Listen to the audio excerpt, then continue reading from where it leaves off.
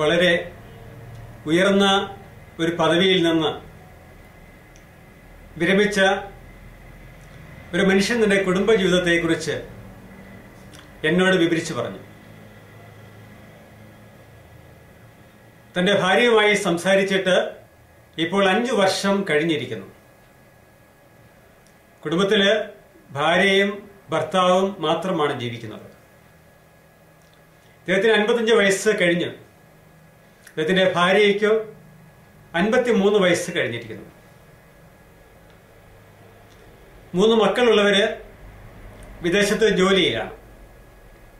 ഭാര്യയും ഭർത്താവും മാത്രമാണ് ഒരു വലിയ ഇരുനില കുടുംബത്തില് താമസിക്കുന്നവർ. ഇരുനില മാളികയിൽ ഇവർ താമസിക്കുന്നവർ. ഇവർ പരസ്പരം യാതൊന്നും സംസാരിക്കാറില്ല.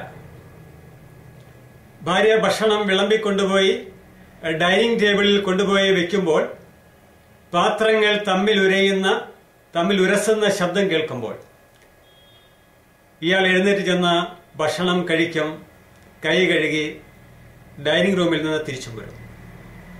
ഭാര്യ പാത്രം എടുത്ത് കഴുകി വയ്ക്കും. കഴിഞ്ഞ 5 വർഷമായി ഏതാണ്ട് ഇതേ ജീവിത രീതിയാണ് രണ്ടുപേരും പിന്തുടർന്നു പോരുന്നത്. വളരെ ചുരുക്കമായി മാത്രം പുറത്തേക്ക് പോകാറുണ്ട്. അപ്പോൾ ശരിക്കും രണ്ടുപേരും വളരെ ഭംഗിയായി പൊയ്മുഖമണിഞ്ഞ് സമൂഹത്തിൽ പ്രത്യക്ഷപ്പെടും. സമൂഹത്തിലെ നിലയും വിലയും പ്രധാനമാണെന്ന് രണ്ടുപേരും കരുതുന്നു. കുടുംബത്തിലാകട്ടെ രണ്ടുപേരും 2 മുറിയിലായി പരസ്പരം സംസാരിക്കുകയോ സ്പർശിക്കുകയോ ഒന്നും ചെയ്യാതെയുള്ള ഒരു കുടുംബജീവിതം മുമ്പോട്ട് കൊണ്ടുപോകുന്നു. ഇതിനൊരു കുടുംബജീവിതം എന്ന് വിശേഷിപ്പിക്കാമോ എന്ന് നാം സംശയിക്കേണ്ടിയിരിക്കുന്നു. എന്തായാലും ഇവർ കൗൺസിലിങ്ങിനായി എന്റെ അടുക്കിലെത്തുകയും ഇവർ ഈ പ്രശ്നം അവതരിപ്പിക്കുകയും ചെയ്തു. ഇവരുടെ പ്രശ്നം ശരിക്കും മനസ്സിലാക്കിക്കൊണ്ട് തന്നെ ഇവരുടെ പ്രശ്നങ്ങൾക്കുള്ള പരിഹാരം നിർദ്ദേശിച്ചു കൊടുക്കുവാനായിട്ട് എനിക്ക് സാധിച്ചു. ഇത് പല ഉന്നത കുടുംബങ്ങളിലും നടന്നുകൊണ്ടിരിക്കുന്ന അവസ്ഥയാണ്.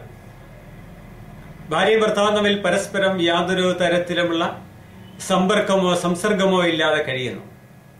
അന്യരെ പോലെ കഴിയുന്നു. യാതൊരു സൗഹൃദമോ വിശ്വസ്തതയോ സംസാരമോ ഒന്നുമില്ലാതെ കഴിയുന്നു. ഇത്തരം കുടുംബങ്ങൾ അനവധിയുണ്ട്. പ്രത്യേകിച്ചും വിദ്യാഭ്യാസമുള്ളവരുടെയും നല്ല ഉന്നത പദവിയിൽ കഴിയുന്നവരുടെയും കുടുംബങ്ങളിലാണ് ഇത് കൂടുതലായി കാണപ്പെടുന്നത്. പൊതുസമൂഹത്തിൽ പ്രത്യക്ഷപ്പെടുമ്പോൾ ഇവർ പൊയ്മുഖങ്ങൾ അണിഞ്ഞ് ഇടപെടാറുണ്ട്. അതെന്തുമാകട്ടെ, ഇത്തരം പ്രശ്നങ്ങൾ കുടുംബങ്ങളിൽ നിലനിൽക്കുന്നത് കുടുംബങ്ങളിൽ ഉണ്ട് എന്നറിയുമ്പോൾ അതിനെ പരിഹരിക്കുവാനായി ഒന്നുകിൽ പുരുഷൻ തയ്യാറാകണം, അല്ലെങ്കിൽ സ്ത്രീ തയ്യാറാകണം. രണ്ടുപേരിൽ ആരെങ്കിലും ഒരാൾ മുൻകൈ എടുക്കണം. ഒരാൾ മുൻകൈ എടുത്താൽ പ്രശ്നത്തിന് പരിഹാരം ഉണ്ടാക്കിയെടുക്കുവാൻ കഴിയും. ഞാൻ ഈ പറഞ്ഞ സംഭവത്തില് മുൻകൈ എടുത്തത് ഇവരുടെ മക്കളാണ്. അവധിക്ക് നാട്ടിൽ വന്ന മകൻ കൗൺസിലിങ്ങിനെ കുറിച്ചും മനഃശാസ്ത്രപരമായ ചികിത്സകളെ കുറിച്ചും ബോധ്യമുണ്ടായിരുന്നത് കൊണ്ട് ആ മകനാണ് ഇവരെ ഒരുമിപ്പിക്കുവാനായി ഉത്സാഹിച്ചത്. അപ്പോൾ ഇങ്ങനെ ആരെങ്കിലും ഒരാള് മുൻകൈ എടുക്കാതെ പ്രശ്നങ്ങൾക്ക് പരിഹാരം ഉണ്ടാവുകയില്ല. പ്രശ്നങ്ങൾ എത്ര വലുതുമായിക്കൊള്ളട്ടെ, ഏതു തരത്തിലുള്ളതുമായിക്കൊള്ളട്ടെ, അതിനെ പരിഹരിക്കുവാനായി നമുക്ക് കഴിയുന്നതാണ്. അതിനാണ് ശാസ്ത്രീയമായ കൗൺസിലിംഗ് സംവിധാനങ്ങൾ ഇന്ന് നിലവിലുള്ളത്. മാനസികമായ പൊരുത്തക്കേടുകൾ നിലവിലുണ്ടെങ്കിൽ ആ പൊരുത്തക്കേടുകളെ പരിഹരിക്കുവാനും അതിനു വേണ്ട ശാസ്ത്രീയമായ മാർഗനിർദ്ദേശങ്ങൾ നൽകുവാനും നല്ലൊരു കൗൺസിലർക്ക് കഴിയുന്നതാണ്.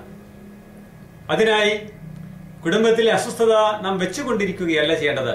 അതിനെ പരിഹരിക്കുവാനായി സമർത്ഥമായ രീതിയിൽ ഒരു കൗൺസിലിംഗിന് തയ്യാറാവുകയാണ് വേണ്ടത്.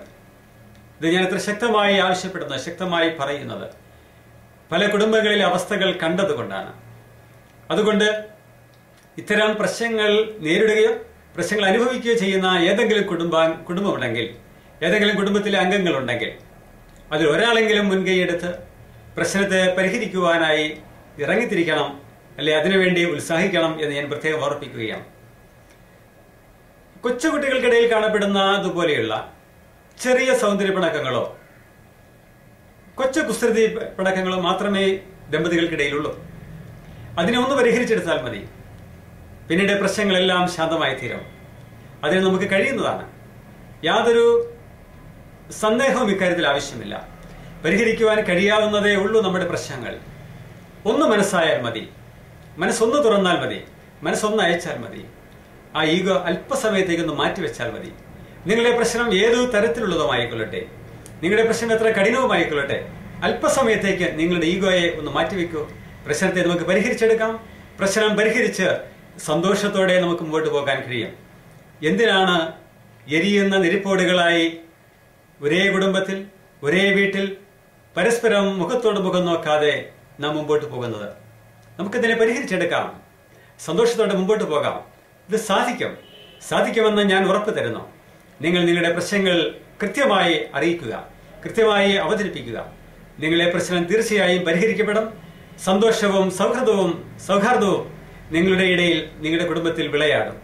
പ്രശ്നമോ അല്ല ജീവിതം തന്നെ ഒരു പ്രശ്നമോ? എല്ലാം ഒന്ന് പെയ്തൊഴിയുമെങ്കിൽ എന്ന് നിങ്ങൾ ആഗ്രഹിച്ചിട്ടില്ലേ?